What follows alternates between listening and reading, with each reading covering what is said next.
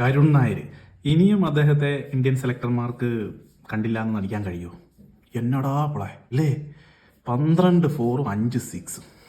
അതിൽ തന്നെ ബുംറേനെയൊക്കെ എടുത്ത് കാച്ച കണ്ട ഞെട്ടിപ്പോവും. ലോക ബാറ്റ്സ്മാൻമാർ ബുംറയെ കാണുമ്പോൾ തന്നെ മുട്ടിടിക്കുമ്പോൾ അദ്ദേഹത്തിന് സിമ്പിളാണ് ഓഫ് സൈഡിലേക്കും ലെഗ് സൈഡിലേക്കൊക്കെ ഇന്നലെ ചാമ്പ് ചെയ്തത്.